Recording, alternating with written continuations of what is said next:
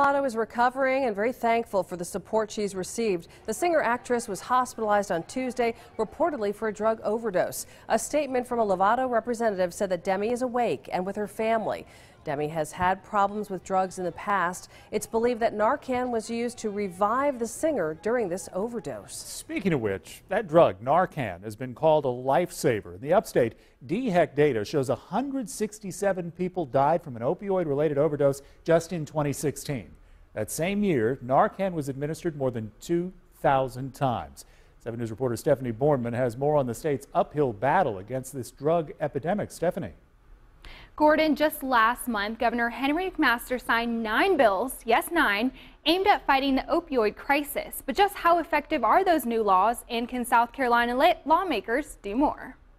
This nasal spray, known as Narcan, can be used as a first defense to reverse opioid overdoses. The life-saving antidote was only available with a prescription. However, in June, that all changed when Governor Henry McMaster signed 9 bills into law, marking the beginning of South Carolina's effort to combat the crippling opioid crisis. And that's the way to stop it. Now, organizations can distribute this to anyone caring for someone at risk for overdosing without a prescription. The antidote in the hands of more people means the chances of surviving an overdose greatly increase. Tom Duddy of Add-Up Pharma says that's why they've created a nasal spray that requires little training to use. Place it in the patient's nose and press the button. And then you're going to call for emergency medical help, call 911. If the patient's not responding within 2 to 3 minutes, you call or give the second dose and wait for EMS to arrive. But the nasal spray is not a fix for substance abuse. So does naloxone enable patients or people to use more drugs and not get help?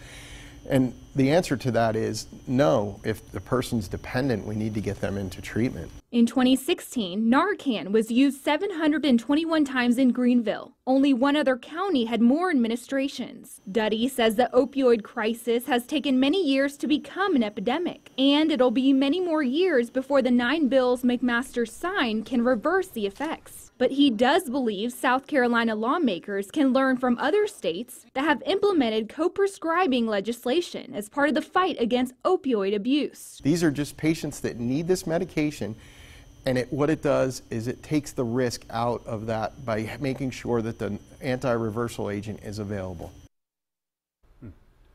Lots of interesting stuff, and I mean, he gave me a lot of facts about this stuff, and what's really interesting is now people like me and you who might know someone who could be at risk for overdosing can actually get this nasal spray in our hands, so if it ever becomes an issue, we can just go ahead, spray this person, and call 911 and try to save their life if possible. In fact, tonight at 7:30, we're going to show you a guy who is literally giving this stuff away for free. It really does bring people right back. You said you talked to police about this. They carry it with them when they respond to calls. They must use it all the time.